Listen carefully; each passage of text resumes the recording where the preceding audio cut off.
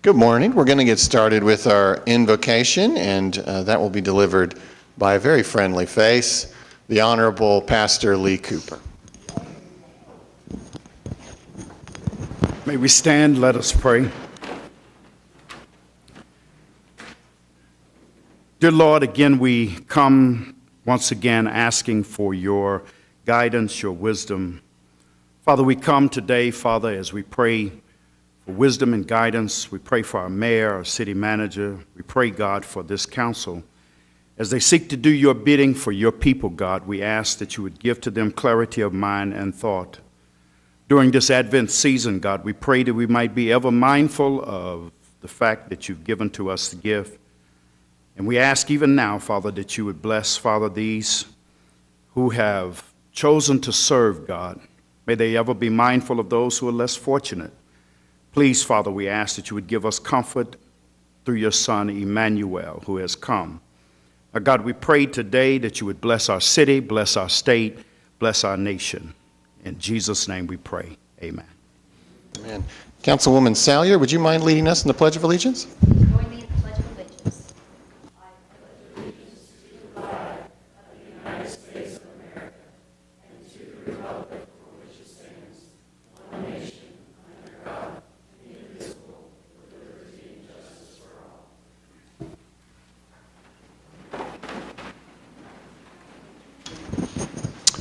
All right, I call this meeting of the City Council to order, and we do have one item under Office of the Mayor. That is item 3A, a resolution commending city employees, department coordinators, and the Heart of the City Federations for their generosity.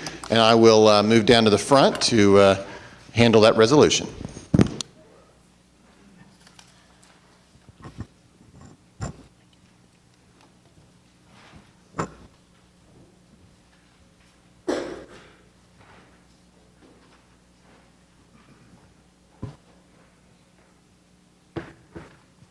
And Beth, you want to come forward? I don't know if everybody else, I'm open to everybody else coming forward. Love that. All right, why doesn't everybody who's here for Heart of the City come forward here to the front?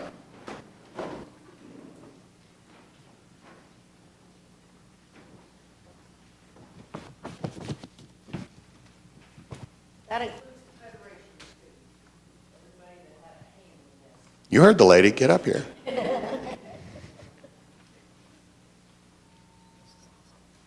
They're not going to come. All right. Well, I think that our city employees give every single day. That's what they do. They're the most generous and best public servants in the nation. But apparently that wasn't enough. So you wanted to give a little bit more, and in fact, a lot more. And so once again, our city employees led a tremendous Heart of the City campaign. And let's hear a little bit more about it. If the clerk would please read this resolution. Whereas Heart of the City is an annual fundraising campaign during which department coordinators rally city employees to raise money for local charities under 4 partner federations: the United Way of Central Oklahoma, Allied Arts, the Regional Food Bank of Oklahoma, and Community Health Charities. Whereas Heart of the City department coordinators dedicate themselves to the campaign from August to November, organizing fundraisers and rallies to raise awareness and encourage their coworkers to give back to their community. Whereas during this year's Heart of the City campaign, city employees raised a record total of $610,000, $30,000 above their goal of $580,000. Whereas Heart of the City coordinators raised $33,000 more this year than they did last year, also increasing their department's fundraisers by $10,000. The Heart of the City campaign has raised more than $5.5 million for local charities since 2007, helping fulfill the unmet needs in Oklahoma City and topping the $500,000 mark for 8 years in a row. Whereas the Heart of the City's 4 partner federations are an essential part of the campaign's success, working with the city and more than 100 local charities serving people in need. Whereas by giving to the Heart of the City campaign, employees are helping the less fortunate, feeding the hungry, supporting a vibrant arts community, and funding medical research. Whereas this council desires to recognize the Heart of the City coordinators and city employees for their dedication to the residents of the city of Oklahoma City. So now, therefore, be it resolved by the mayor and council of the city of Oklahoma City that they do hereby thank and commend city employees, department coordinators, and the federations for their generosity and hard work in making Oklahoma City a better place to live.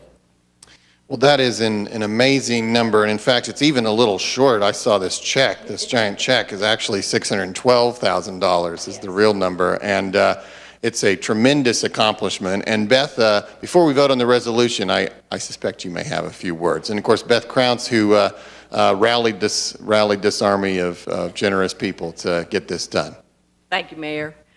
I am so proud to be a member of the city family. I am blown away by the people that I get to work with every single day. As the loaned exec this year, I did it last year as well, and we hoped to meet goals last year, and we didn't. And so this year, I always had my eye on the $600,000 mark, because I remember when we crossed the $500,000 mark. And I thought, man, if we could ever get there. And lo and behold, did we not only get there, we blew by that number in an amazing amount. We actually raised over $40,000 more than we did last year. So as a city family, we see the needs in our community. We see it every day. And so this is our way, monetarily, of being able to give back to all the wonderful agencies. The federations that this money goes to, the Regional Food Bank, Community Health Charities, Allied Arts, and the United Way of Central Oklahoma. And I can tell you this is a team effort, because every one of those agencies under those federations, they take their time to come out. We had over 200 rallies within the city, and they sent employees to come and tell our employees the stories, where their money goes to, and so we could learn about the agencies that we're giving to. These coordinators before you today did an amazing job, and they all have a team that they work with back in their departments and divisions as well. So this is definitely a team effort. I would be remiss if I didn't personally thank Cleo Rajan. She could not be here with us today. She was in charge of the 400 plus volunteers for the kickoff of the streetcar this weekend, and she's only a part-time employee. So she ran through her hours pretty quick this weekend, doing an amazing job as always. But Cleo, if you're listening online, we couldn't have done this without you and your support, and every one of these coordinators would say the same thing. We had a great leader. These things start at the top, and Mr. Couch has always been a supporter of the Heart of the City campaign. He gave us time. M.T. Berry, we couldn't do it without Assistant City Manager M.T. Berry. He was there every step of the way, no matter what we needed. He was very supportive. The rest of the city managers were too, the assistants, directors. Everybody in the city played a hand in this. So my hat's off to you. I'm very proud of each and every one of you, and I look forward to seeing what we do next year.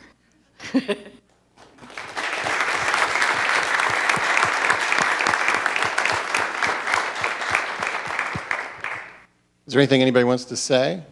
I do, if I could, David. I have the privilege of serving both on the United Way board and on the Allied Arts board. And it makes me so proud to see the participation of the city, and not just in the dollars that they raise, but as volunteers in these organizations as well. They serve, well, first of all, former city manager Couch will serve as the board chair, I think, for the United Way starting next year. But we have folks involved in the community impact efforts, doing all of the interviews for the agencies, participating in the arts. It really does speak a lot to the heart of this family of employees that do so much for our community. Well said. Anybody else? Okay. A motion, perhaps? I do want to say, yeah, in my opinion, we have the best employees in the United States. We thank them every day for all they do. Indeed. Well, that was a resolution. Would somebody like to make a motion? Make a motion and a second? All right, let's cast our votes. Francis is gone. We're powerless.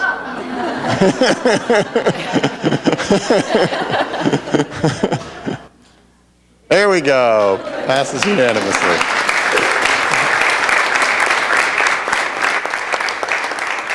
Well, Beth and your team and everybody, thank you so much. And on behalf of the people of Oklahoma City, this will fill unmet needs, as the resolution said. And thank you, thank you, thank you. And this is yours to keep. Let's show our appreciation one more time.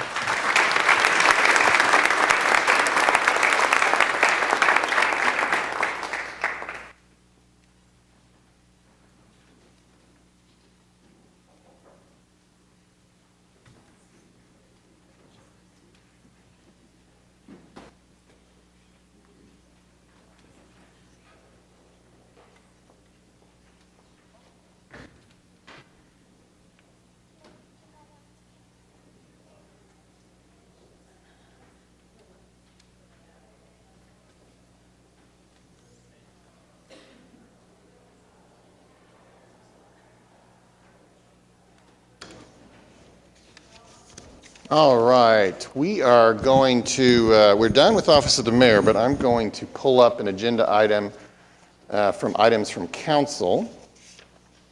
This is under 13A. Well, I'm sorry, it's actually under citizens to be heard, but it was an item brought to us from Councilman Mark Stone-Cipher. And it is a presentation from Chris Hopper, Director of External Affairs, Hearts for Hearing. And I would ask Chris to feel free to come to the podium, and we'll go ahead and get you and your team out of here a little earlier. We appreciate that. You might as too, after you meet Jackson. Well, good morning, Mr. Mayor and council members. My name is Chris Hopper, and I work at Hearts for Hearing. And I'm going to give you our location because it means something this morning. We are located on Lake Hefner Parkway between Northwest 122nd and Hefner Road. I'd also like to introduce Darcy Stowe. She is the Director of Listening and Spoken Language at Hearts for Hearing. Together, we are going to introduce to you a very special guest, Jackson Lee, and his mother, Rachel. Jackson was invited by Councilman Mark Stone-Cipher when he came to our clinic for a tour. He happened to arrive on October 31st. Yes, there were costumes and trick-or-treating happening in the clinic. Jackson immediately gravitated towards Councilman Stone-Cipher. They held hands and trick-or-treated down the halls. So today, Jackson is here as a guest, and he is going to pass out a small storybook about Hearts for Hearing to each councilman and also councilwoman and say hi.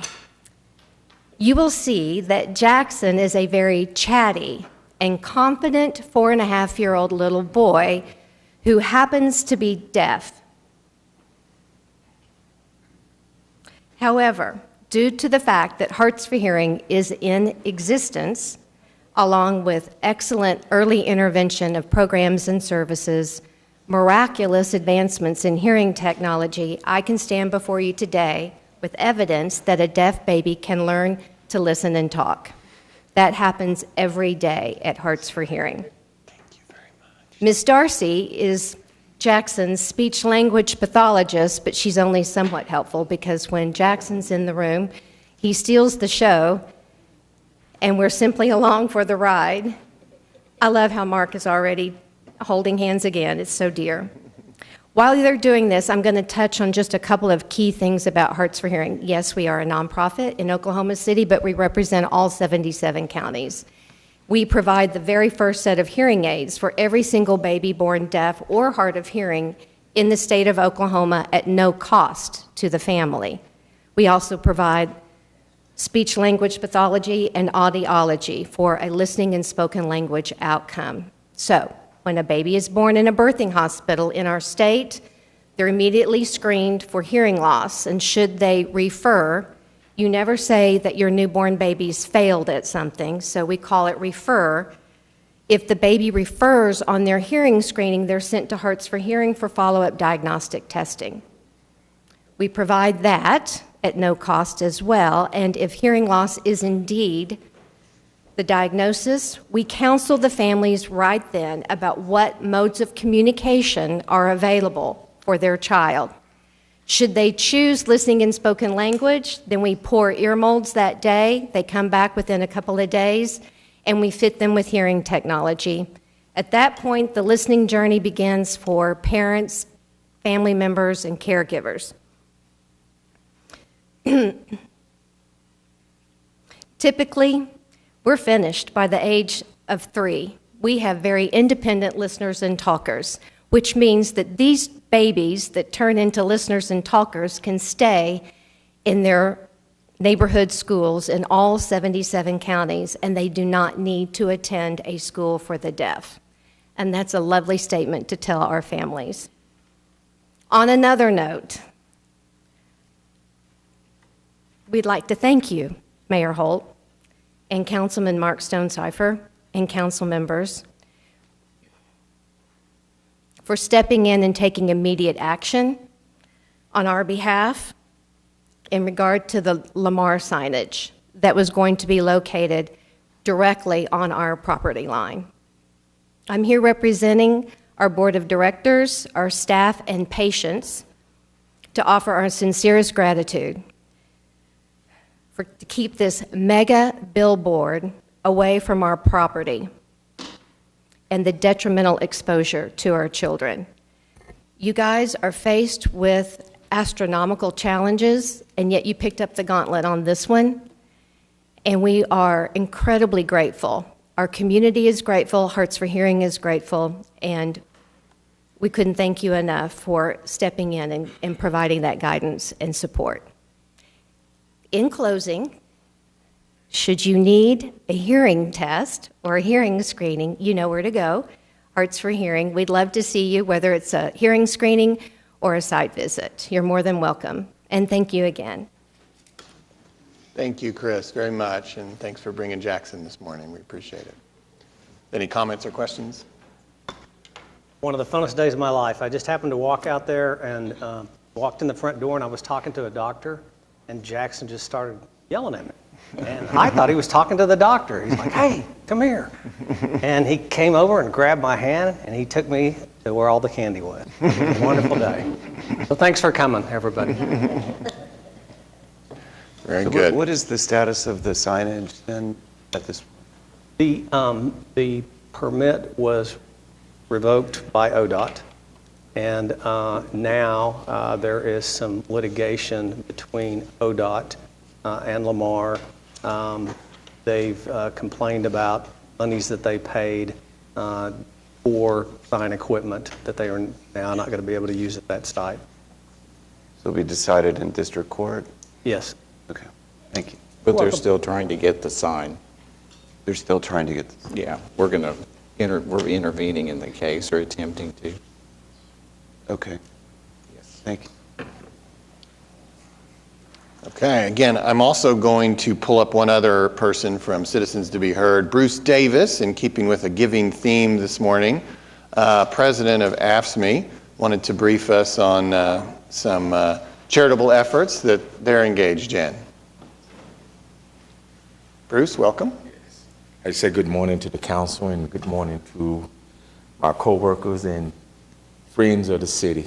I'm just here as I got elected as union president a few years ago. I was trying to find a way that we can merge the city in harmony between employees and management and non-members, that we're all in the same boat. We all work for the great seal of Oklahoma City, and I believe that we are one of the greatest cities in the United States for the things that we're doing, all the growth that we're doing throughout the city and stuff. So I was wanting to give back. I heard about fire and police, the things that they do, but I didn't hear much about what city employees are doing. But the United Way is a great thing. You can't compete with $600,000. No way we can do with that. But I started talking to my members and management, so we all joined ventures together. So throughout the year, we started out by going to the Salvation Army and feeding the needy on weekends up there. We started a community project where we go into the communities as AFSCME and city employees, where we meet the people in the communities. We teamed up with the Capital Chamber of Commerce. They had a yearly block party. We went in and we brought in United Way to do a blood drive, and not United Way, but the Blood Bank Institution to do a blood drive, and also we introduced the city to the citizens of Capitol Hill that this is a great place to work for. You know, we hire people from high school education and non-graduate education all the way up to doctor's degree. This is a great place to work for. So we're looking for all type of people, all type of citizens to come and work for the city. So we done that when we teamed up with the Martin Luther King Elementary School. We had a big block party with them, took some city trucks out there, introduced the community to what we really do. Most people don't understand what city employees do. They just see fire and police, but they don't understand that we're in the business of supplying them clean water, sewage out the back of their house, all of the things that goes on in the city. We touch them every day. City employees touch the citizens of Oklahoma City every day. Every day, once a month, we make 3 visits, up to 5 visits to someone's house every month, through trash pickups, through reading meters and all. And so we do a great work. So I'm trying to reintroduce the city employees back to the citizens of Oklahoma City, let them know that we are in a great place of serving the citizens of Oklahoma City. The other things that we've done is on Thanksgiving, we was able to provide 500 meals to 500 citizens in Oklahoma City that needed during Thanksgiving. Now, we're doing this for Christmas, we're having a bike giveaway. We are raising funds through management and non-management employees that we're able to give away some bikes. We're up to about 50 bikes now. Our goal is to do 100 bikes by Saturday. So we're going to do Saturday, we're going to load them on the trailer, have a Santa Claus, we're going to personally deliver bikes to each kid's house who we're going to give a bike to. So that's the things we're trying to do. Like I said, United Way is a great thing, but I still think that we can do more. So I'm teaming up with the members of my union, non-members, and also the management of Oklahoma City on this side of the house, because fire and police has their own thing going on, but I want us to be recognized that we're into the business of giving back. We're being blessed with the good jobs, good benefits. It's time for us to give back to the citizens who's not as fortunate as we are. So I'm just here to tell y'all I'm the union president. We want to change the culture between management and labor, that we can all work together and make this a better place to work for, a better place for our citizens to live in. So thank you for your time. Thank you. Thank you, Bruce. All right, we are now back on the regular agenda, and we are still on page 1 at item 4, Journal of Council Proceedings. We have 2 items there, and we can take them with one motion. Got a motion and a second. Any discussion? Seeing none, cast your votes. Passes unanimously. Item 5, request for uncontested continuances on the agenda. 9B is already withdrawn. Mr. City Manager. Yes, on page 24, we have several. On page 24, item 9I1 is I9, 9I1A, 2400 South Harvey Avenue. We want to strike this from the agenda. The owner is secured. Item B, 5015 North Military Avenue. We're going to strike this from the agenda. The owner has secured. And then item G, 704 Southeast 29th Street. Owner is secured. And also item I, 740 Southwest 44th Street. The owner has secured. And then on page 25 under abandoned buildings, 9J1, item D, 704 Southeast 29th Street. The owner is secured. 740 Southwest 44th Street. The owner has secured. And that's all the items that we have. All right, thank you. All right, that brings us to 6 revocable permits. 6A, revocable right-of-way use permit with the Professional Basketball Club, LLC, to hold the Thunder Run. And it looks like we have Heather Brown signed up to speak. Heather, if you wouldn't mind coming forward and telling us a little bit about the event. Hi, I'm Heather Brown. I am the event presentation manager for the Oklahoma City Thunder, and I'm in charge of leading the Thunder Run, and it's going to be held December 29th at 9 o'clock a.m. for the Rumble Fun Run, and then at 9:30 we'll have the Thunder 5K. All right, great. Councilwoman Salyer, Councilwoman Nice. Second. All right, we've got a motion and a second. Any discussion? Seeing none, cast your votes. Looks like, unless he's hiding back there, Councilman Shadid has stepped up. Yeah. Very good. All right, passes unanimously. Thank you. All right, we will recess the council meeting and we will convene as the Oklahoma City Municipal Facilities Authority. We have several items here, but the first one requires a presentation that I believe will also cover some items that we'll find later in the agenda as well. So you want to introduce? So Kenton Soodle is our interim finance director. He's the assistant finance director serving as interim finance director now. I was going to present this, and what we do, we've got several items that are on here under MFA, PPA, and OC. We have all the financials. And then we also, on the consent agenda, have the city's comprehensive annual financial report. So Kenny's going to make a presentation on all of these, and that way we aren't hitting him every time we come up on the agenda. So he'll cover all of those now. Good morning. So this morning, just a few quick words. You're going to be receiving several financial reports for fiscal year 18.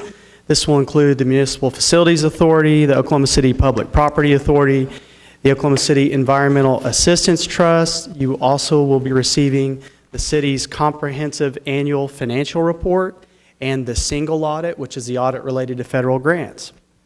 So I would like, before we jump in, just to take a quick moment just to recognize our Accounting Services Division of Finance, our Controller Laura Pappas, Assistant Controller Alex Fedak, Assistant Controller Angela Pierce, who's running the presentation this morning. They are the largest division of finance, and it is an incredible amount of work. And I'd also like to recognize our departments. There's just so much work that goes into putting all of this information together. The city is a very, very large organization. Also, I would like to recognize our external auditors. And they are not here today, but as you can see on the presentation, Allen, Gibbs, and Hulick, also known as AGH, they are the ones who did the external audit of our financials. And, you know, the headline today, I'm happy to report on all of these, that they provided an unmodified opinion. So that's, in our world, what that means is this was a clean opinion. There were no findings, no material weaknesses or significant deficiencies identified in the audit. So this is a really great thing. One of the other things that they audited, I mentioned, was the single audit, which is an audit that's required if you receive federal grants. And this is 3 years in a row that we've had no findings, and where that really plays to our advantage, not only is it just show good management practices and good financial work, but on that single audit, if you're not a low-risk auditee, in other words, if you don't go a number of years without findings, there's even more audits that you have to perform of your federal grant programs, and that leads to higher costs and more staff time, et cetera. So this was a really good thing. But before we jump into some of the individual financial reports, I just did want to mention we did have one major accounting change this year. So the Governmental Accounting Standards Board issued GASB pronouncement number 75. This was a change in how we have to record the liability related to providing other post-employment benefits, so namely our retiree health insurance. And the reason I want to mention this up front is this is something that's going to affect various financial reports. So our total OPEB liability, so we hire an actuary and they estimate the total OPEB liability, which is an estimate sort of in today's dollars what it would cost to fund over the future years of the cost of providing retiree health insurance. And that liability is, the net liability is $521 million. Now, part of that in the past was on our books. Some of the annual costs, annual required contribution, that's what was booked. And if you didn't fully fund the annual required contribution, that portion is what's been on our books for many, many years. The total liability has been in our notes of the financials for many, many years, but this change just made us recognize that full liability on the balance sheet. So it increased really, while I said the number was 521, the change is really about 347 million is what the new liability that showed up on some of the various reports. And I just wanted to mention that this is not a change in operating costs. It's not a change in the city's financial health. It's just recognizing that full liability to comply with the standards. And as I started to mention, it will hit various financials, so it's not all on just the city. So we're going to kind of refer back to this a couple of times. Kenny, could I just ask a quick question about AGH? How long have they been doing our external audits? This is our third year, I believe, with AGH, and it's been a really great process. They've worked well with us, and we have a really good relationship with them. Great. Do we go out for bid after a certain period of time, or do we switch partners, or how do we? So I think we have we're that on on 5-year. Five-year Yep. contract. 5-year cycle? Yeah. And that's kind of been the historical norm, is to go out every 5 to 6 years. Okay. Okay, so as we jump in, one of the terms I'm going to use a lot today is net position. So net position is kind of one of the most major indicators of financial health when you're looking at it from an accounting perspective. And really, if I can describe net position, that's really just look at all your assets and your financial resources that are available, subtract out all of your liabilities and your obligations, and what's left over, the net, that's net position. So we used to call this net assets a long time ago, but that's what I'm going to kind of use as we talk through this quite a bit. So the first one we'll talk about is on the MFA docket. Item A is the MFA report. And the Municipal Facilities Authority is typically used to provide some various services for city operations, primarily insurance programs. So this is where our health insurance program is, it's where our workers' comp insurance is, it's where our property and liability insurance, those funds are all in the MFA. There's some other things in there, like some of our IT contracts, some nuisance abatement programs, and it's also where we house our funding for where we advance fund some of the A&E costs on GO bond projects to help us get those out quicker. So I'm happy to report there that it has a healthy net position of $34.4 million, and this is relatively flat from the prior year. On the Oklahoma City Public Property Authority, so on PPA's docket, that will be item B.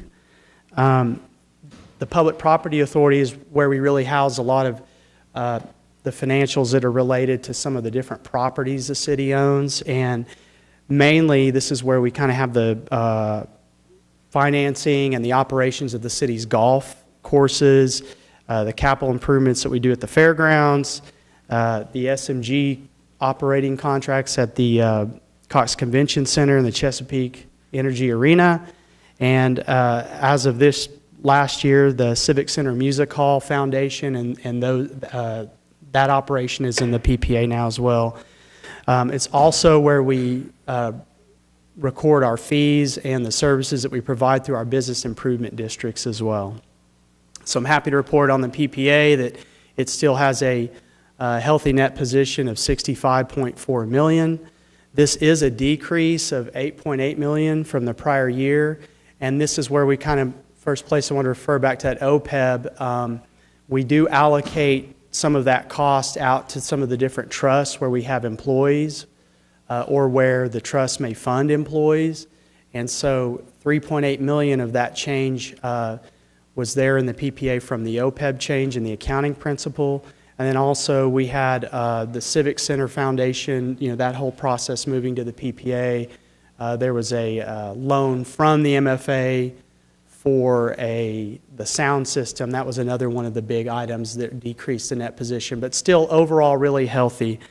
Did want to point out a couple things. So while we look at the overall position of the PPA, if you were to look into the report, we break it out into some of the different business areas, and there were a couple of the business areas that reported a negative net position, and these were the same ones that were reported a negative net position last year, and we kind of gave you some information about that. One of those is our golf system, which, again, primarily it shows a negative net position because of the debt load it has, some of the tight operating position that it has, but there's the majority, I think it's all of the OPEB charge that goes to the PPA hits golf, because that's the employees that we have in the PPA are our golf employees. So if you took out the OPEB change, the golf, while their net position is negative, it actually would have improved this year from the prior year. The fairgrounds also shows a negative net position, but I do want to point out the portion of the fairgrounds that is in the Public Property Authority. That is really just the place that we provide the capital improvements through the hotel tax. So we issue debt, and so that's primarily why it has a negative net position of about $19 million is the debt that's on the books.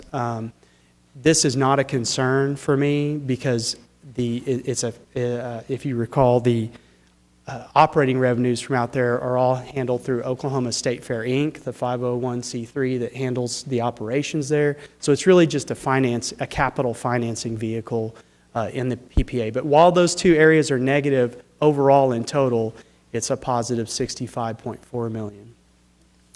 Next is the Oklahoma City Environmental Assistance Trust. So on that docket, it's item B.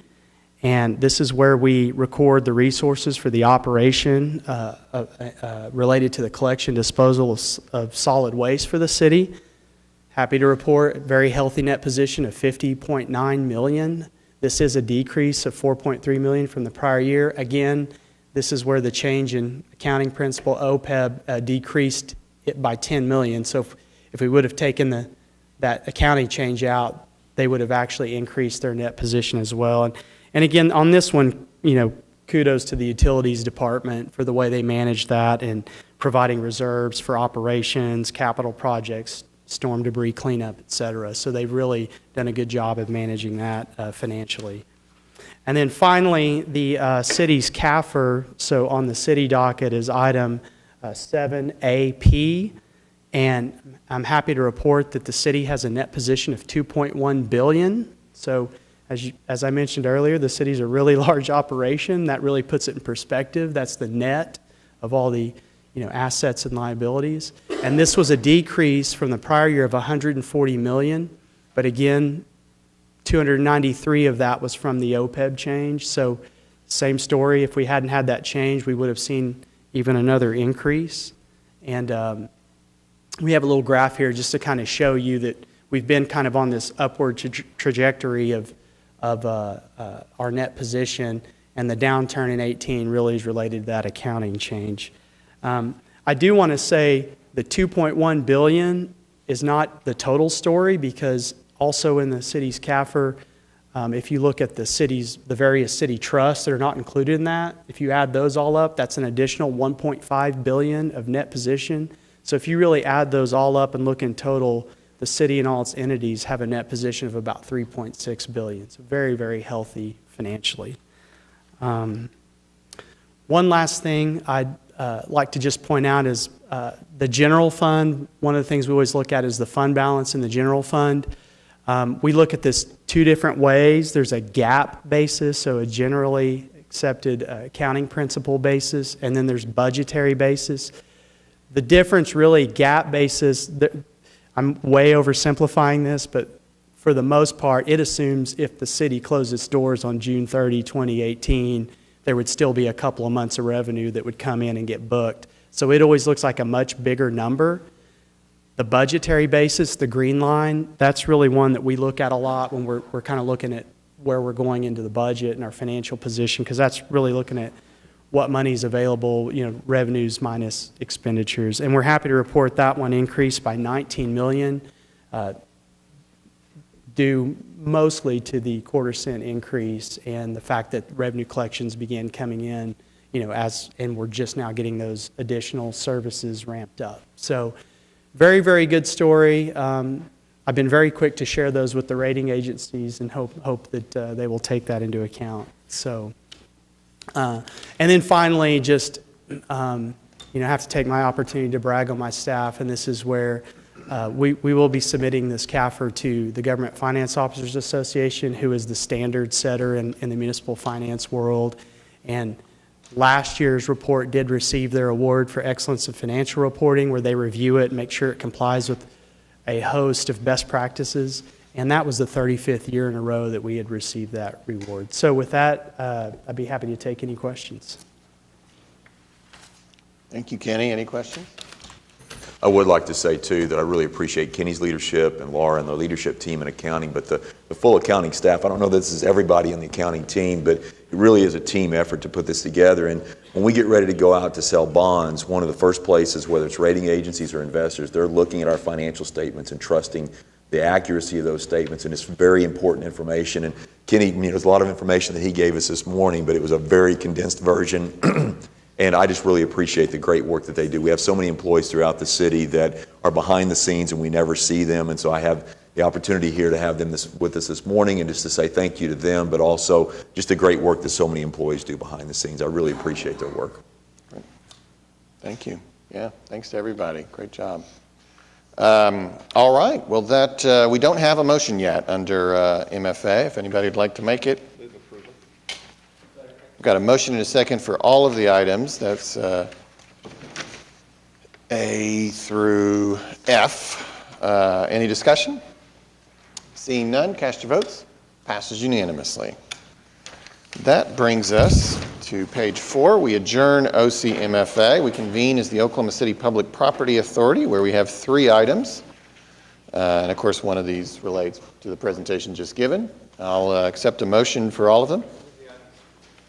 Got a motion and a second. Any discussion? Seeing none, cast your votes. Passes unanimously. We'll adjourn OCPPA and convene as the Oklahoma City Environmental Assistance Trust, where we have 3 items, including an item just presented on. We've got a motion and a second. Any discussion? Seeing none, cast your votes. Passes unanimously. We'll adjourn the Oklahoma City Environmental Assistance Trust and reconvene as the council, where we find ourselves on page 5, item 7, the consent docket. We've got a motion and a second for the item subject to individual consideration. And I know that we have a presentation on item P, and we have a presentation on item AN. We already had a presentation on item AP, and we have a presentation on item AQ. Is there anything else that a council member would like to talk about or pull out? David, I just wanted to ask Eric a question on AI. AI2, okay, we'll get that. Anything else? We'll do it in order, Eric, so we'll get you back. All right, so let's do it in order, and that brings us then to item P, which, I'm sorry, is Eric. Also Eric. You knew what you were doing. Sorry about that. A little bit. All right, yes, item P. We've got a presentation by Eric Winger, Public Works Director, for this item on final plans and specifications for the Boulevard. Thank you, Mayor and Council. As we have, actually, there's 2 items on your agenda today, and both of them are related to landscaping for the Oklahoma City Boulevard project. This is the first, but there is a second item that you're going to find in 7AD, and it's the preliminary report for a different section of the Boulevard landscaping as well. But for this morning, we're going to update on the end sections. And work is progressing nicely along the Oklahoma City Boulevard. I think many have probably noted that several sections of the eastern portion in the vicinity of Gaylord back to the west towards Hudson Avenue have been open for a little over maybe 2 months, where we're actually starting to get some use and finding some relief in some of the downtown areas. But one of the things that you're going to note is that those sections haven't been fully completed, and one of those projects is the landscaping of the boulevard itself. So just to do a little bit of history, I know that it's been some time since we've looked at the Boulevard, but I think many will maybe forget that the Boulevard project actually is not a standalone project. It's actually a part of the original Interstate 40 relocation, which is a project that was originally conceived back in 1995.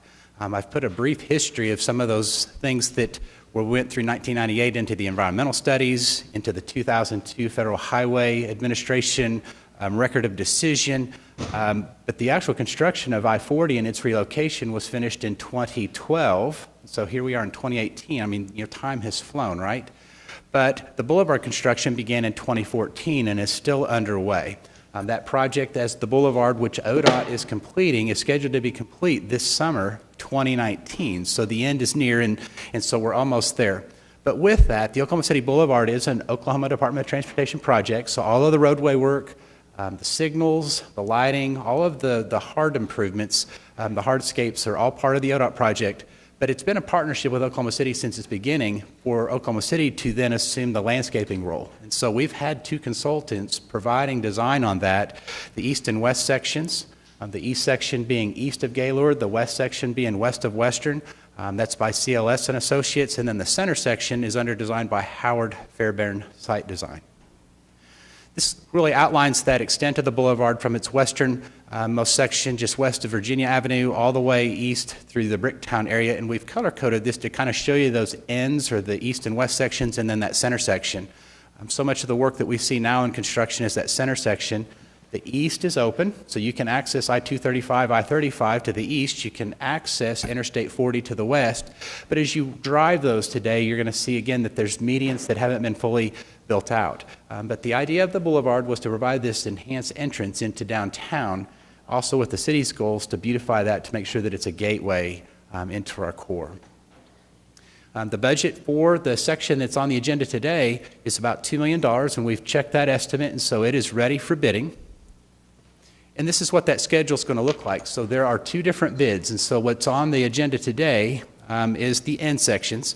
The plans are complete this month. We will bid that this month with the construction start with the actual landscape improvements in January, with its completion also aligning with the completion of the boulevard in summer of 2019. And so the timing is right for these improvements to proceed. Now, these project pictures that I'm getting ready to show you are those that were actually included in the preliminary report. And so when we talk about a boulevard, we're talking about a perspective. This would be that west section where those existing medians are. There's the existing light towers that you can actually see in this photo. But the idea is a tree-lined boulevard that has some median plantings as well. And so a lot of highly maintainable landscape items. These are not going to require as much maintenance as, say, flower gardens, and so a lot of native plants. A lot of coordination was done with the city's Parks Department and the city's Planning Department, so we very much appreciate their assistance in making sure that we have a design that will work well for Oklahoma City. But this is one of those renderings of that western section. This is the rendering of that eastern section, so this would be through that Bricktown area today. So there are some walkways that are actually already constructed. They're not heavily in use, but you're going to see, again, the enhancement of that center median with trees and a lot of different landscape items. You'll see some hardscape components as well with the use of some rock, some concrete barriers and things that are around to help with trimming and mowing and things that will be necessary periodically. This is another perspective, and this is just going to be immediately east of the railroad tracks.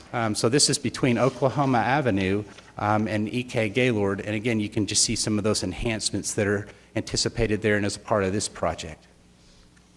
When we look at it in plan, we're going to see this as a typical, but again, it's tree-lined, it's improvements on the edges of the roadway, and then the medians. This gives you a little better idea of some of the variation that's planned on those medians. There's a host of different planting types. You're going to see these types of trees, from bald cypress to crepe myrtle, switchgrass, and some different types of plant materials, again, that have been coordinated with our city's parks and planning departments. These are some of the typical median plantings. Just looking at the size of these are very large medians. It's a very long boulevard, so obviously scale was important when the consultants were looking at part of this design just to make sure that it was consistent. But as we look into what's next, we actually have already started a tree procurement package very similar to what was done on the MAPS 3 Scissortail Park, with the idea that going out for a procurement package, we could make sure that we unified the plantings, even though we have two different projects and two different consultants. But those are already underway. We just mentioned the schedule for the end sections where it's anticipated to bid and start construction here in January.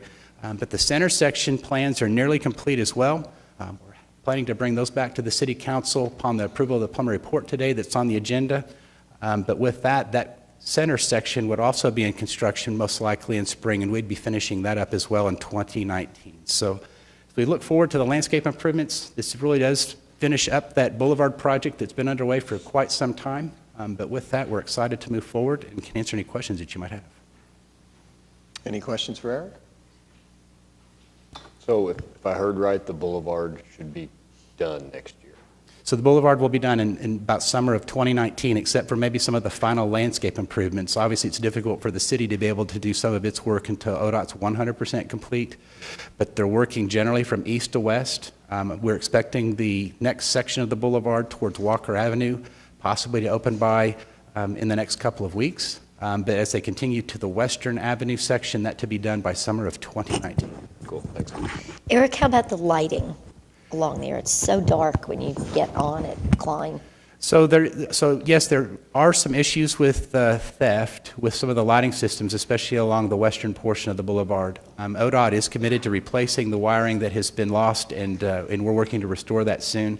So they are committed to making sure that when that's turned over to the city, that the systems are all operational. The city is looking to also to try to deter theft, look at different wire types and also some vandal-proof type box arrangements. But I would say that it's not just affecting the boulevard. We're seeing some light theft, wire theft citywide along a lot of the major interstates. And so we're working very closely with OG&E to see what opportunities we have to hopefully limit that. But we're in the midst of repairing other lighting across the city as well. I really appreciate you getting Fifth and Robinson working finally. It's slow, but I will say too, sometimes when the systems are vandalized, it's not just a matter of just replacing the wiring. A lot of times there's major damages made to the infrastructure. So we're having to replace conduit and bases and things that have been destroyed while they're getting that wire out of the system. But we're looking to try to change some technologies and some monitoring to see if we can limit that in the future. And we hear that other cities are having some similar issues as well.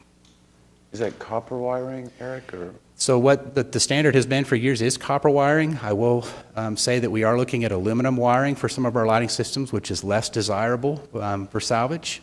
So that is something that we're looking into and hoping to implement in the rewiring of some of the systems.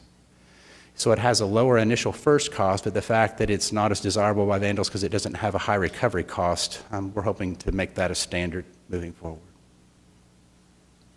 It's a difficult situation. I mean, it's hard to monitor some of these areas. Some are remote. A lot of it's done at night, when there's not a lot of visibility. So it's a challenge. Okay, any other questions for Eric on this item?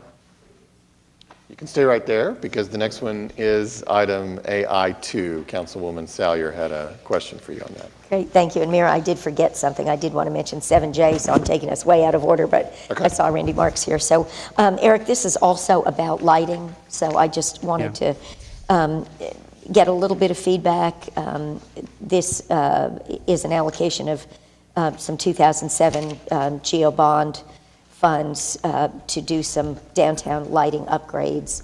You might just share, we've had some real problems, particularly I think with the two-tiered lights that are pedestrian and otherwise, and we've got a lot of strobe effect going on, and I just wanted to see if this package was intended to fix all of that. So the answer is yes. This package is that second part of helping upgrade and replace a lot of the Project 180 downtown lights, which are the ones that have just in the last year have seen some failures. What we find is that even the Project 180 downtown enhancement projects are now becoming of age. A lot of those projects were finished 6 and 7 years ago where some of those initial lighting systems were installed, and the life expectancy of those bulbs is starting to expire.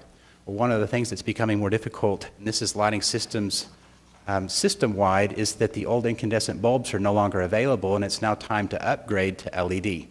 So this is an upgrade to get those from an older incandescent system to an LED technology, and it's going to help in two ways. One is it's completely going to replace those lighting systems. LED has a longer life cycle, longer than 6 to 7 years, and more like 10 to 15 years, and so we wouldn't expect to have to do the replacements as often, but this will help reconcile a lot of the lighting that continues to suffer certain outages in the downtown area that's the Project 180. We're hoping then as we move forward, all new projects are going to be LED from the start, so we won't go to an older technology for any new projects. So a lot of the systems that are being installed as a part of the Boulevard are already LED. Some of the older systems might be some of those incandescent systems, but we'll upgrade those as well. But this is the start to make sure that we can get that conversion underway. Great. Okay. And then if I could, Mayor, just jump back. Yeah, we had 3 items on item J that are 1% for public art commissions that I always like to mention. We are engaging Jim Gallucci for a project at South Lakes Park. We're engaging Brett McDaniel for Fire Station 29 with a project, and Clint Shore for a project on the MAPS 3 West River Trail. So just another full day of wonderful projects cropping up all over Oklahoma City. So thank you, Randy, for your guidance in that area. Great. All right. Well, that brings us to 7AN, and we have a presentation on this item from Ian Colgan of the Oklahoma City Housing Authority.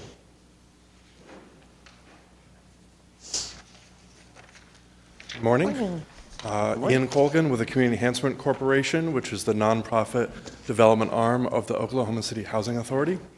Pleased to be here this morning to present our project, Mount Vernon Apartments, which we've applied for an allocation of GOLT AHP funding to help us finish out the acquisition and renovation of this property. A little bit about this property. It's located on 4020 North Meridian, Ward 1, just north of 39th Street Expressway. It consists of 92 units, mainly 1 and 2 bedroom apartments, some studios. About 4 apartment buildings are built around courtyards, and a central community building with some various amenities that need to be upgraded. We acquired this property in September of this year. We actually renamed it Yorktown Apartments, but for simplicity, we're discussing its old name now. This property is integral to an expanded development program that the CEC and the Housing Authority are engaging in across the city. One is recapitalization of our public housing stock, but the second is expansion of affordable housing opportunities around the community. This property was important to us because it met 3 strategic goals of ours. The first of which is it represents an opportunity to acquire a naturally occurring affordable housing property. This is a category of apartment communities that are older, usually built 40, 50 years ago. This property was built in the 60s. Over time, they have not received the same amount of renovation and upgrades to remain as Class A or Class B properties, and therefore the rents match kind of their condition. They're affordable in the fact that they simply have not been kept up over time. These are ripe for acquisition to remain affordable because private parties who acquire these usually either acquire and don't do anything, keeping rents affordable. They can acquire and raise rents without any improvements because rents around the city, especially on this side of town, have grown quite a bit over the last 5 years, or they can put minimal investment. We see this as an opportunity to acquire, stabilize, and improve a property that provides better opportunity and quality to the residents living there and living in that area of town. Second is that we see this property being located in an opportunity area. This is not to be confused with an opportunity zone, which is a tax break district, but an opportunity area is a district that has come out of the affordable housing community in the last 5 or 6 years. It recognizes that the vast majority of low-income housing is located in high poverty areas with limited access to employment, educational opportunities for those residents. That is very much true of Oklahoma City Housing Authority and CEC properties, either through our public housing program or housing choice voucher program. We've analyzed all parts of the city of Oklahoma City based on weighted categories of access to employment, education, services, and we find that this property is located in a relatively high area of opportunity, particularly higher than most of the other units that we have across the city, and that's a secondary opportunity for us for the acquisition. The third is deconcentrating poverty. That's connected to the opportunity area. We hope to connect some of the opportunity of where our residents live now to this area, which we think is, for some people, a better place to live than the neighborhood they're in currently. We're talking about affordability and retaining affordability over a long period of time. Fortunately, as our mission is to create and retain affordable housing, but we have a couple of tools in our toolkit to make sure that is retained. The first is our affordable housing policy that we put over all our privatized property. Basically, we're required by the IRS to keep certain levels of affordability for our properties or we lose our 501c3 status. That policy recognizes that we can have some market rate units that won't remove our status, but really are intended to target deeper levels of housing affordability that are not provided typically by the market. Just as an example for this property, affordable housing has lots of different definitions, but typically with government programs, it's related to a definition called area median income. Area median income, or AMI, is defined by HUD, and it depends on what household size you are, 1, 2, 3, 4, or higher. But you can see on this scale that around 80% is typically the cap of what's considered to be affordable for some programs. So CDBG and home, which the city administers, has to be below 80%. For the Oklahoma City metropolitan area, that's between $38,000 and $55,000 a year, depending on whether you're a one or four-person household, that typically can afford $970 to $1,300 a month in rent. Given the 30% multiplier in that, you shouldn't, in order to be affordable, you shouldn't pay more than 30% of your gross income. The low-income housing tax credit, which is one of the most popular programs of affordable housing, is typically 60% or below AMI, and the programs we administer typically are 50% or below AMI. So we're targeting about 2/3 of these units to be between $585 and $650, depending on the bedroom size. That roughly is 600, equal to about 50% AMI. If you look on the left, people making $24,000 to $31,000 a year. The median household income for within a 3-mile range of this property is $42,000 for about 2.3 people per household. So we feel we're well below the market rate level of the area. Then we anticipate project-basing Section 8 vouchers into 1/3 of the property, and that is generally targeting 40% or below of area median income. Together with these two tools, the acquisition of a property that we didn't have to leverage substantial government resources to acquire, and then the application of the project-based vouchers, we can create a mixed income property that we feel is affordable for the long term and is much more stable than one at a given price area. Next. So we acquired the property with a loan to conduct certain renovations. It's about $4.3 million. Because we're essentially artificially capping rents when we could increase it based on the market, the value was restricted, therefore we couldn't borrow as much money as we wanted to finish out the renovation of the property. So we're applying about $1 million to the renovation. That's to do a lot of small little things that need to be done that have not been over time. Sanitary sewer improvements, exterior fixes, upgrading the laundry and amenities, flooring, etc. With the GOLT funds, we hope to finish out stormwater improvements that are badly needed both for the property and stormwater flow for the area, and then to do a full interior renovation of the units. With the combination of our loan and the GOLT funds, we anticipate a renovation to this scale that will basically keep the property stable for another 20 to 30 years until it's coming around for a new cycle of financing. And through that, we will create a much better and much higher quality apartment community for people to live in and for people in need. And with that, I welcome your questions. Ian, are you on a transit line? There is a bus line that goes past it. I forget the bus line in particular, but it does access the bus network. So is that a priority, trying to identify properties on transit lines? The transit is absolutely part of our analysis of the opportunity area analysis. So access to transit, obviously, for certain households is vital who can't afford, owning car ownership or that type of access. So that was an important factor in this property's acquisition. Great, thank you. Ian, this is a great project. Thank you for taking this one on. And I assume you've got some other targeted locations around the city? We do. One of our big initiatives is to acquire or build more properties in opportunity areas. It's where federal funding and state funding for the low-income housing tax credit are focused right now. Another example is the Johnson Care Suites, which is an affordable assisted living facility we're constructing on 122nd and Western. Another good example of affordable senior independent and assisted care in an area that is growing substantially with rents increasing quite a bit. So it's a core part of our development strategy. Great, appreciate the part. Any other questions for Ian? Among the many things that the voters approved last September was this awesome investment in affordable housing. So thank you for following through on that, and I'm sure we'll all be following closely, and we're very grateful for your work and very excited about this project. Thank you.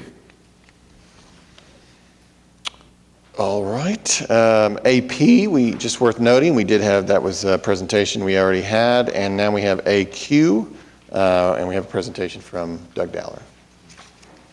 Yes, good morning, Mayor and Council. I'm here to talk about item AQ, the Public Safety Sales Tax Report. This is an annual report we do to review the expenses from the prior year for the police and fire sales tax that were approved by voters in 1989. In 1993, we entered into the journal entry of judgment to kind of govern how those expenses are handled in fire and police. And so each year as we're going through the budget process, fire and police develop what they plan to spend out of their sales tax funds. We review those projects with legal and then present a resolution to council that is approved on how those monies will be spent over the course of the year. Then as we finish up the year, we then review to make sure all of those expenses did comply with the resolution that was adopted. And that's what this report is confirming, that all of the expenses in FY18 did comply with that resolution and with the journal entry of judgment. The police sales tax fund funds 220 positions. The fire sales tax fund funds 202 positions, and as well as improvements in their facilities and other activities. We go through and make sure all of the expenses were for the right people. We review payroll records and make sure it's those identified positions that were paid and not anything else. And then after we prepare this report, our auditor's office reviews the expenses and our categorization of them, and in conjunction with the CAFR that was presented today, we have the audited financials. We categorize the expenses. The auditor's office confirms that they're accurately portrayed, and that it complies with the journal entry of judgment. So we have an opinion from the auditor's office that this materially represents all of their expenses and complies with the journal entry of judgment, and governs the $40-some million in expenses from the fire and police sales tax from FY18 from the prior year. So I'd be happy to answer any questions if you have any on that. All right, any questions or comments for Doug? Thank you. Thank you.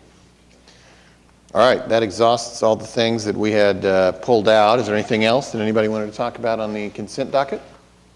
We already have a motion and a second. Seeing any discussion? Seeing none, cast your votes. Passes unanimously. That brings us to the concurrence docket, items 8, A through D. Move those items subject to individual consideration. Got a motion and a second. Is there anything anybody wants to talk about, pull out, discuss? Seeing no discussion, cast your votes. Passes unanimously. That brings us to page 20 of your printed agenda, items requiring separate votes. We'll begin with 9A1. Items under 9A are ordinances on final hearing that were recommended for approval at the Planning Commission. Item 9A1 is at 8516 North Classen Boulevard, moving from R1 to I1. This is in Ward 2. Councilman Shadid. Did anyone sign up to speak? It looks like yes. Pat Garrett. Okay.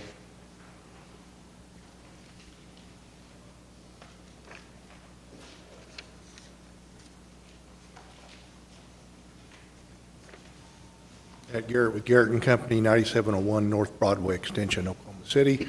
I'm just here to answer any questions anyone has. Okay. Well, this had unanimous Planning Commission approval with no protesters present, so if there's no questions, I would move for approval. Okay, we've got a motion and a second. Any questions, discussion? Seeing none, cast your votes. Passes unanimously. Thank you all. Thank you, Mr. Garrett. 9A2, this is at 14500 South Sooner Road, going from PUD 1422 to PUD 1697. Councilman Stone? Thank you, Mayor. Has anyone signed up to speak on this item? I'd go ahead and recommend for approval. It's just a continuation of what's kind of becoming a commercial corridor down South Center.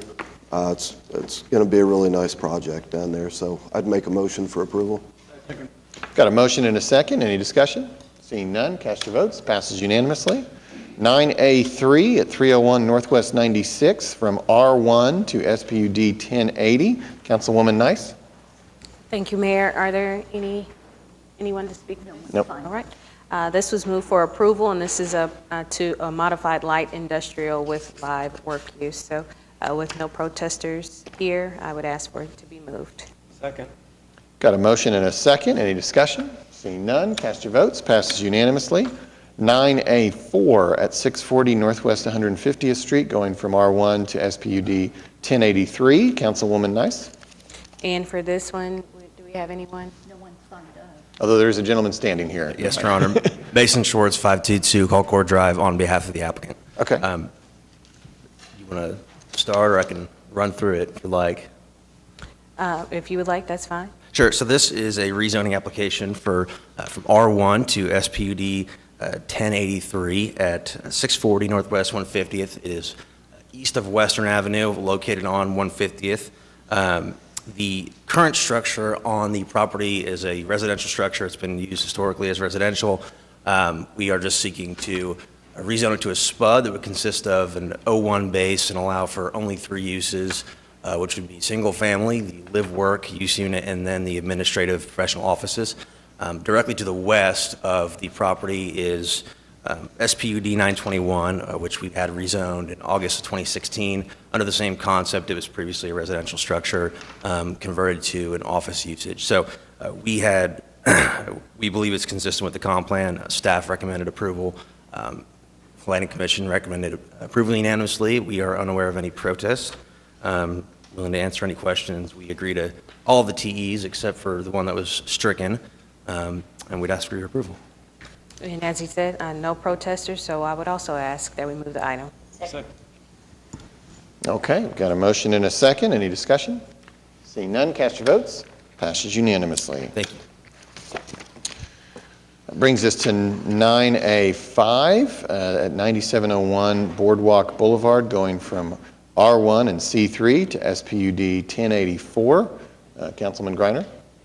Is the applicant here? Got a question for you. Anybody else sign up? No. Okay.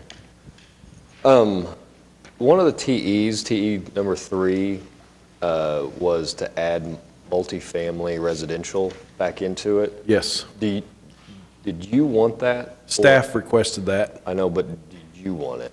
I don't know that we need it. Staff just kind of wanted to keep it in there, so. Okay. This is, So would this you is be for a a- parking lot for express personnel. Right. Would you be opposed to taking it out? No. Okay. Can I amend it to take that out? Is that legal? Yes. Okay. Well, I would like to amend this to take out the multifamily residential. Okay. Can I make that motion? I would Is that consider a motion? Yeah. Second. Got a motion and a second to amend the TEs for item 9A5.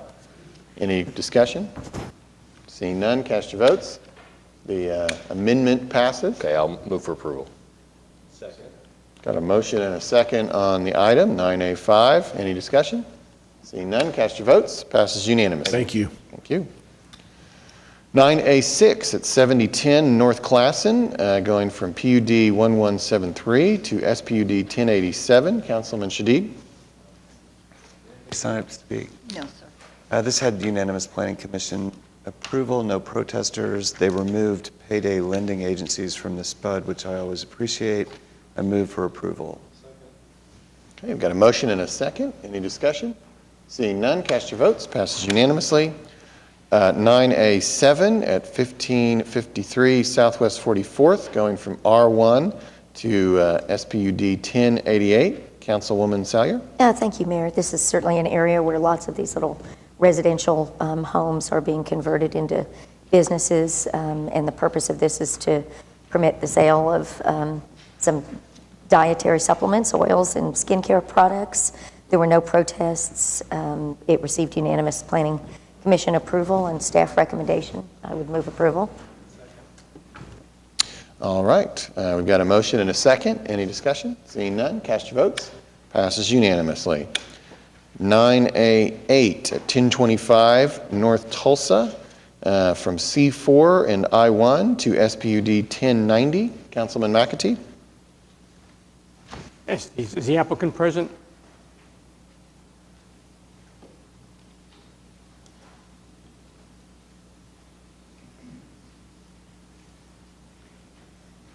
Francis, has anybody signed up? No, sir.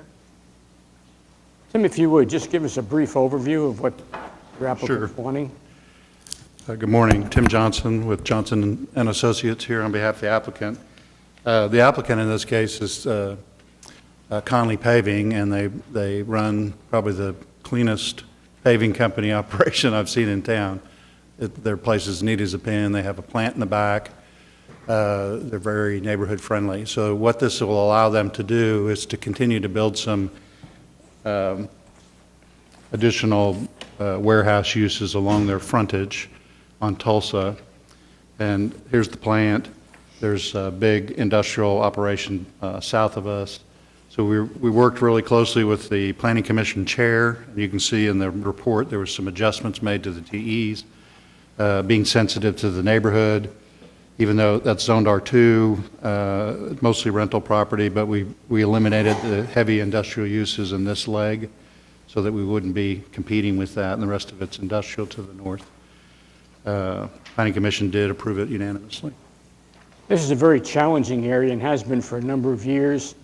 And so it's good. The neighbors were all in favor of this, which is different than some of the experiences that we've had in the past. Thank you for your efforts and your applicants' efforts. I move for approval. All right, we've got a motion and a second. Any discussion? Seeing none, cast your votes. Passes unanimously. Thank you. That concludes item 9A. 9B was withdrawn at the beginning of the meeting, which brings us to 9C 1 and 2. This is scooter and bike share. I know Councilman Stonecipher and Councilwoman Salyer have taken a particular interest in this. I think Councilman Stonecipher, do you want to start us off on our discussion today? Yes, we've had several meetings with the companies, the applicable companies, and trying to meet with, get their ideas, and make sure that we're procedurally moving in the right direction to make this process a little smoother, and I think we've been successful in that. And Amanda and Eric are here today to kind of explain the timeline of what we've gone through and where we're at. Okay. Amanda Carpenter from the Municipal Councilor's Office. Good morning. This was originally introduced to Council on August 28th, 2018. This is the shared vehicle ordinance. It provides for a licensing structure as well as a revocable permit structures for all shared vehicles, scooters, potentially bikes in the future, other vehicles that may come to Oklahoma City. This item has been deferred 4 times in order to allow staff to meet with the scooter companies in order to try and reach a resolution of their concerns. Staff has proposed at least 2 different options that may provide some flexibility to these companies. Right now, we're still working through that process, but what we found is that all of those matters can be handled through a procedure that Public Works would apply. So we believe that it's appropriate for Council to consider this ordinance today and move forward with putting an ordinance in place to be able to best regulate and manage the scooters within Oklahoma City. Okay, thank you. Eric, did you have something to say as well? Not necessarily? Okay. Well, we do have someone who signed up to speak, so we might turn to them now. Sam Sadel from Lime.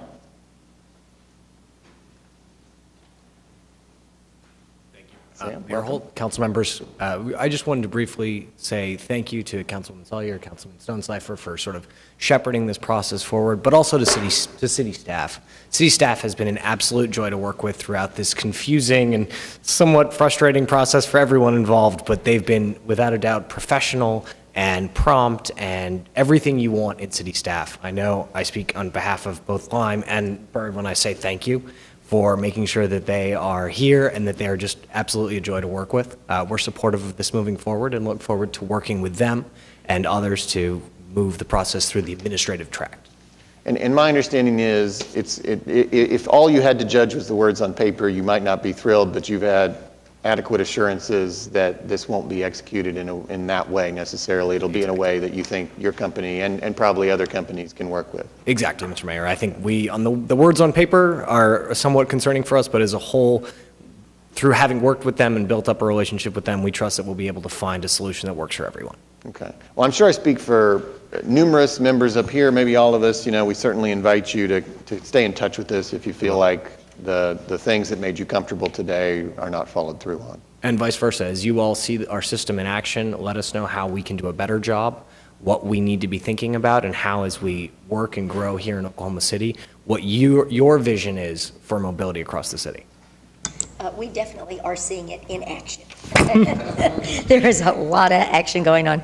But I think maybe I would just speak for Mark as well. One of the things that we learned in this process is that Oklahoma City treats its streets and its sidewalks differently than other cities. And so the complication that we've had in dealing with, right-of-way and getting the approval of property owners is different than these companies are accustomed to in any other city, but it is the nature of doing business in Oklahoma City that makes it that way. So I think with the procedural changes, we've created a solution to a slightly complicated problem because of who we are. So, absolutely. Thanks. Has there been any other thoughts on capturing synergy between our transit system and scooters? Absolutely. As piece of this, of the ordinance before you today, is a recommendation and, in fact, an allowability for us to begin to deploy devices at bus stops. And I know that we've all been working with the Transit Authority to look through, sort of, as we think about now that we're growing, what are the plans, what are the ways that we can integrate directly into the transit system? Great. And I think the amendment that I presume we're still supporting and are going to vote on, also, it's been sitting here for months, so everybody's probably lost the thread. But as you see here, this kind of lifted, if I recall, lifted the limit as long as the scooters were at bus stops. Great. Yeah, at the transit stops. Transit stops, yes. That's one element of it, yes, sir. Okay. I do have a question, and it's not related to the vendors, but in terms of the enforcement activity with respect to people who ride the scooters on sidewalks in the business district, are we pursuing that? Can someone speak to that? Because that's the only complaint that I continue to hear about is the occasional Sure. rider on the sidewalks in the business district. That is a matter that the Oklahoma City Police Department can issue tickets for, and I believe that they have been out in some occasions. Obviously, at a big event, they have the focus on keeping the entire crowd safe, so it's a little bit more difficult, but they are working on that. And I should note, us and others, what we have done is we're focused on education. So how do we educate our riders to make sure that they're not riding on the sidewalk? And you'll see, actually, if you log into the Lime app, the very first thing it sees, before you can even see where all the scooters are do not ride on the sidewalk. Sam, what about helmets?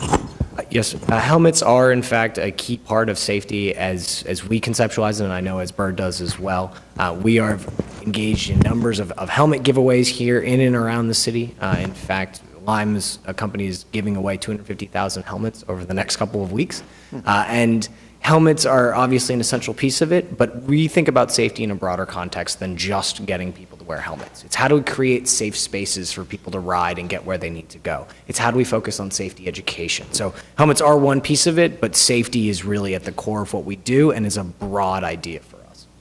The trolley tracks are also Yes, an issue. Absolutely, and I will, at some point, I think I'm going to connect you all with the city of Kansas City that has done a very good job on education around their new streetcar system as it relates to dockless scooters as well. Great, thank you. Have you been deploying at our streetcar platforms? Not on the platforms, adjacent to the platforms. That was a test, good. And you passed. Thank you, Mr. Mayor. I should say, it's very exciting to see over these last few days, people combining dockless mobility with the streetcar to get around downtown. It's been great to see. Just to clarify the amendment, so they can have unlimited scooters at transit stops, and that doesn't go towards any, that's exempted. Does anyone remember how that was written? Sure. So the limit for a dockless scooter company when they receive their permit is 250 throughout the city of Oklahoma City. The exception is for the numbers that they have at their transit locations. And it could Those be don't count unlimited. towards the 250. It could be unlimited. It can be unlimited, but they do have to work with Embark as part of that placement. To justify whatever numbers or... And to make sure that they're not conflicting with the services that Embark is providing. Gotcha. Thank you. Okay. Your Honor. Any other? Yes. Question, with safety being of such paramount importance, do we have any statistics on what the safety track record has been since the scooters have been introduced here in Oklahoma City? I can find out additional information for you, Councilman. I should say, would point you towards some of the analysis that they're doing down in Austin, Texas. Austin has a very large fleet of dock-free mobility devices, and they've actually done some real good statistical analysis as to what the rates of incident are, and where they compare with other modes, walking, bicycling, and of course, driving cars. But Council, we can talk after. Please let us know. Any other questions for anybody? Comments? If we want to go ahead and move forward today, I guess we would start with a vote on the amendments. Okay, we've got a motion and a second on item C1, the amendments to the proposed ordinance. Any discussion? Seeing none, cast your votes. Passes unanimously. That brings us to 9C2, the ordinance on final hearing. Got a motion and a second. Any further discussion, questions, comments? Seeing none, cast your votes. Passes unanimously. You will cease seeing this item on your council agendas now. Thank you. And again, I invite you to continue to talk to the elected officials as well if you feel that your business model needs some work in relation to our ordinance. So, okay. That brings us to 9D. This starts with 9D1, some amendments regarding the ordinance of 9D2. This is the third of 3 meetings for the consideration of this. Is there anything we need to say? Remind me what this is about in a word, if you wouldn't mind. So this is on the pre-qualification process, and Eric can just touch real quickly on kind of some of the changes that have been made. And really one of the goals is to try to make this more flexible so that every time they make a minor change within the within the process, we don't have to come back and do an ordinance amendment, so they can be more efficient in the way they're managing this. So kind of go back over the history just briefly. In Oklahoma City, when you do work in the right-of-way, you're required to be pre-qualified, and we have a number of categories for the different contractors that do that work. The ordinance that is currently in place includes all those classifications within the ordinance. So one of the ordinance revisions is that the Pre-Qualification Review Board, who meets monthly and receives these applications, is going to sponsor that classifications list and allow the board to update it more periodically as changes are needed, not requiring the ordinance be updated each time. So that's one of the major changes. It's with what you have presented to you today for final hearing. There are a few other changes that are included. Licensing used to be a separate fee other than the actual application cost for pre-qualification. Those have now been combined for ease, and also having the anniversary date for renewals be exactly the same. One of the amendments that you're considering today is actually to add boring contractor, which was not previously in the ordinance. It adds that as well. And then it also changes that the effective date would be February 1st, 2019. Okay. All right. Any questions, comments? So this would be, your motion would be for the amendments? Yeah. Okay. We've got a motion and a second on the amendments. Item D1. Any discussion? Seeing none, cast your votes. Passes unanimously. That leaves us with 9D2, the ordinance on final hearing. Got a motion and a second. Any discussion? Seeing none, cast your votes. Passes unanimously. That brings us to 9E. This is an ordinance on final hearing as well. This is the third of 3 meetings relating to fees in our municipal code. This is the one on streetcar. Oh, this is on 9E. streetcar. This one's on streetcar with really the construction zones and the regulation as far as how the safety around those construction zones is handled around the streetcar line. Got a motion and a second. Any discussion? Seeing none, cast your votes. Passes unanimously. And now we're at 9F. This is the second of 3 meetings required under the Ryan Resolution, as it is called, regarding ordinance amendments. And so this is the public hearing. So this is a public hearing regarding ordinance relating to taxation, amending Article 5 of Chapter 52 of the Oklahoma City Municipal Code, regarding annual fee assessed on investor-owned utility or rural electric cooperatives. Is there anyone here who wishes to speak on this item? No, sorry, just a public hearing. Just a public hearing. No motion occurred. That concludes the public hearing on that item. That moves us to 9G, ordinance to be introduced and adopted with an emergency. And I believe Wiley Williams from the Municipal Counselor's Office is going to make a presentation and also discussing the time imperative and why we are not, in this case, going to be taking 3 meetings, or at least it is proposed that we do not take 3 meetings on this. Yes. This issue was brought to our attention by the tax lawyer for the employee retirement system, and in recent IRS regulations and interpretive bulletins and letters, they have been trying to define a term in the IRS code that calls for a complete separation of employment. And the practices that the city's been doing over the years of allowing employees to retire and start collecting their pension benefit and then rehiring them to do a job immediately after that is running afoul of the recent IRS letters, interpretive letters, and procedures. So the tax lawyer brought it to our attention and thinks it needs to be adopted before the end of the year. And so what this means is that you have to have a complete cessation of your employment. And the IRS has not defined how long that has to be, but they have allowed employees to return to work after 5 months. The tax lawyer thinks we can get by with 90 days, so we have chosen 90 days as our target right now for what constitutes a complete cessation of employment. But you can't do that with the intent of coming back.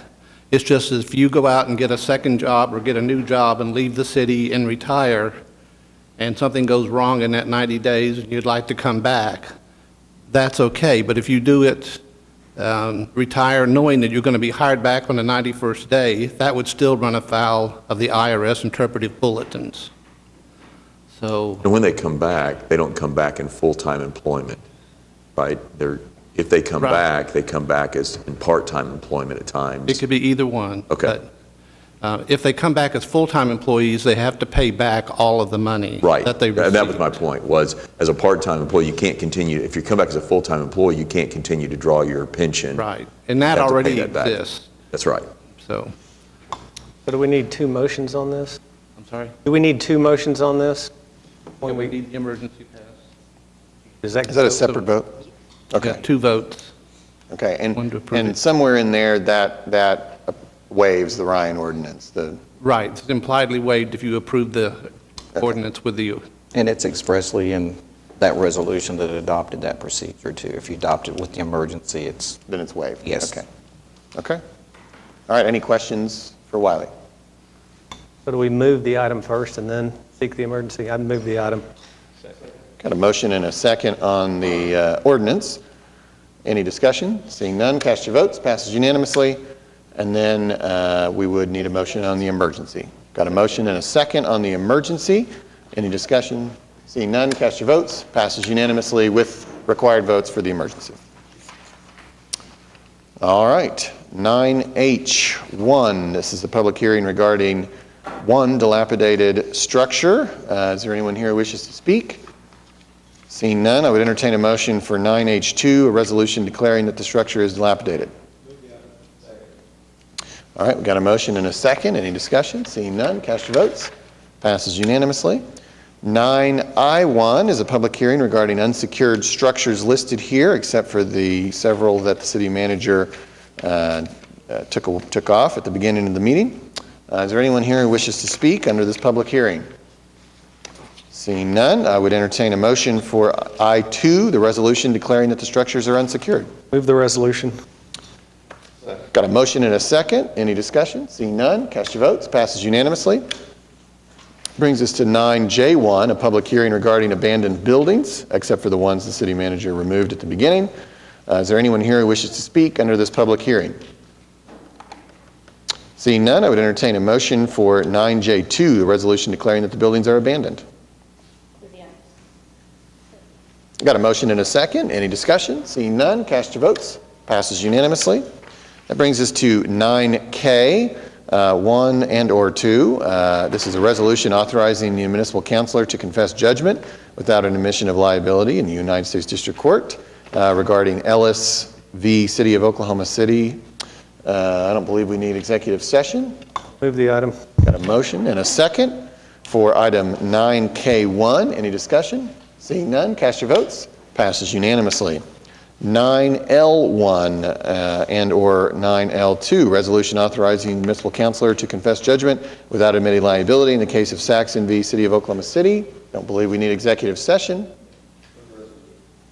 Got a motion and a second for 9L1, the resolution. Any discussion? Seeing none, cast your votes. Passes unanimously.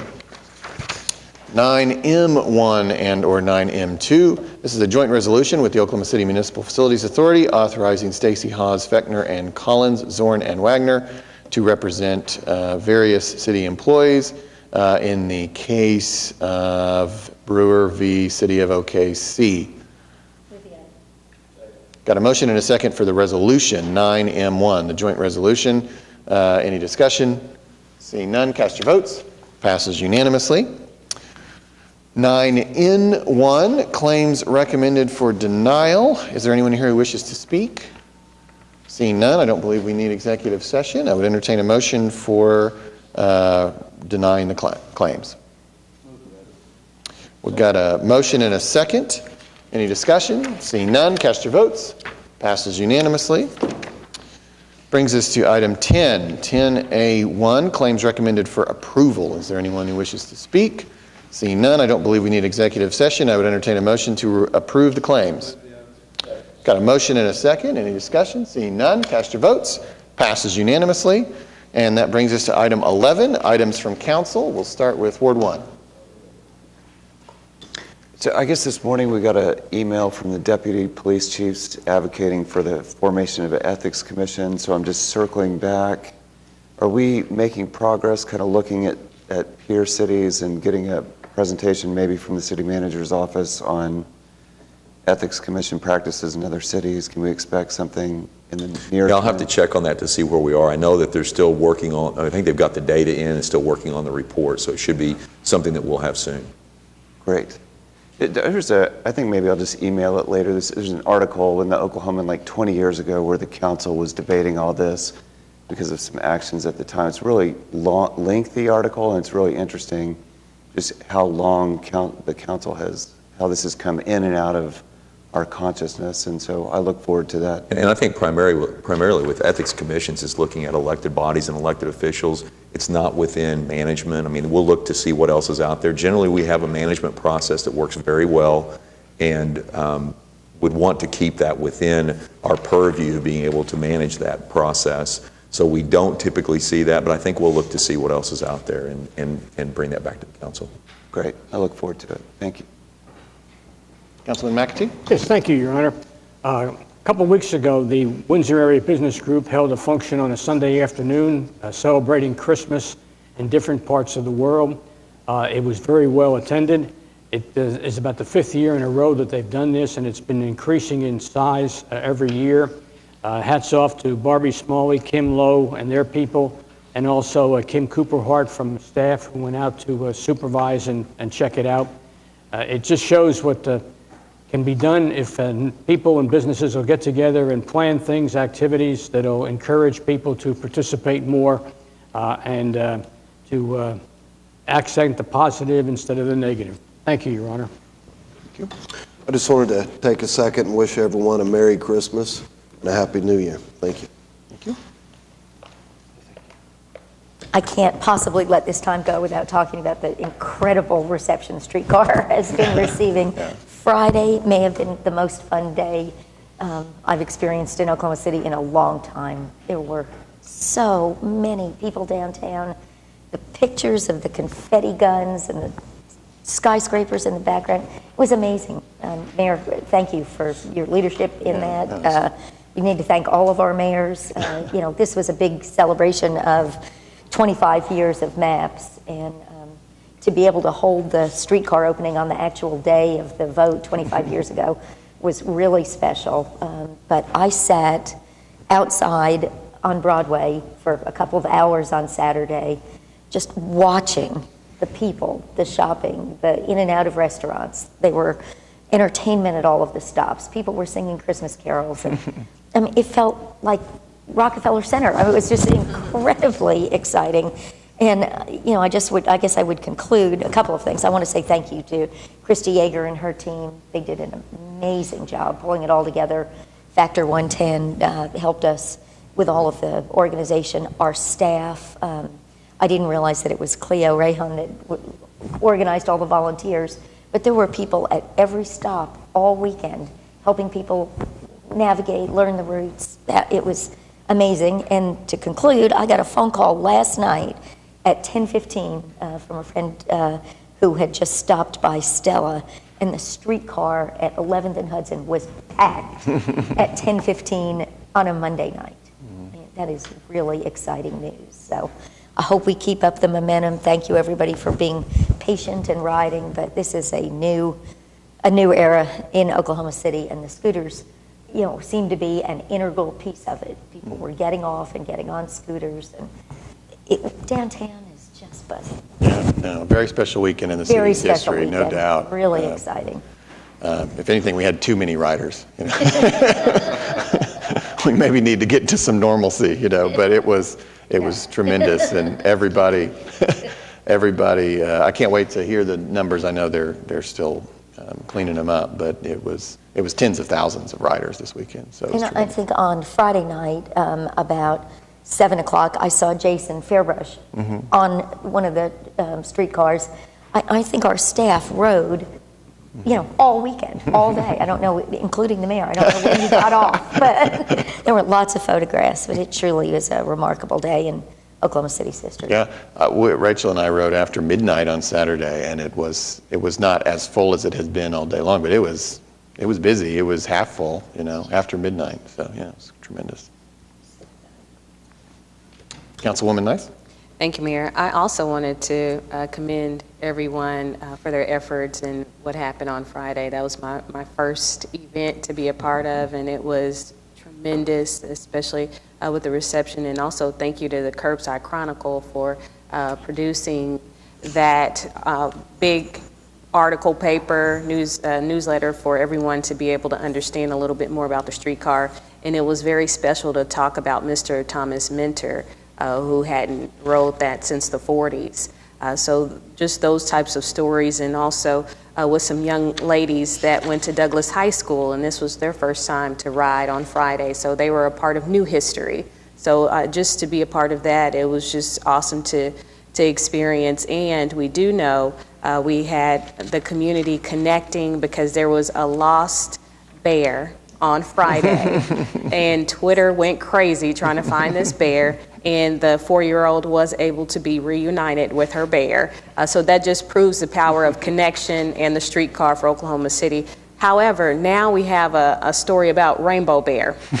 So Rainbow Bear is looking for their owner, and if you know where Rainbow Bear's owners are, there has been another Twitter reach out for that. So please help us find the owner of Rainbow Bear. And also Sunday we had the Holiday River Parade, and I was down there, and it was extremely packed.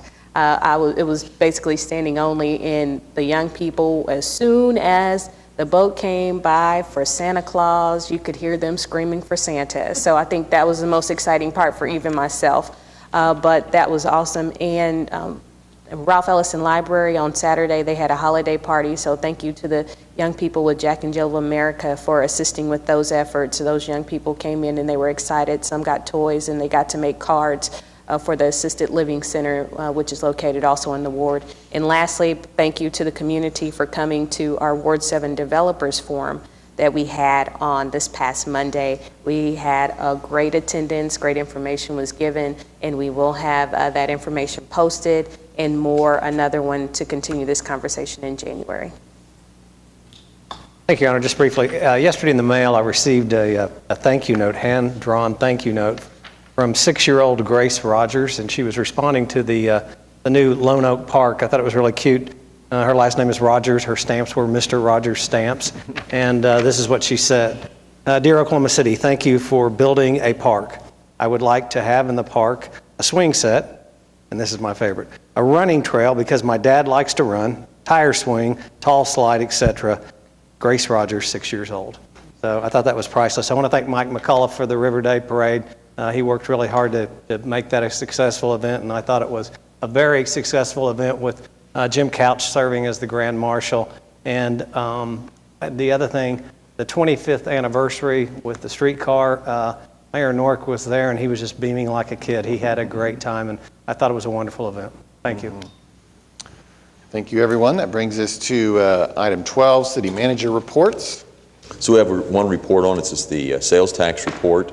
I do want to note, so if you look at this again, we're still in the process where it factors in the rate increase, and so it shows 17.7% growth. The underlying growth is about 4.6% growth, so very good. We'd gone a couple of months with a little bit slower growth, kind of expecting maybe going into the second half of the year to see some of that underlying growth slow down a bit, but we're still 1.3 million over target on sales tax. Use tax is better than that. We're about 7.5 over target between sales and use tax right now.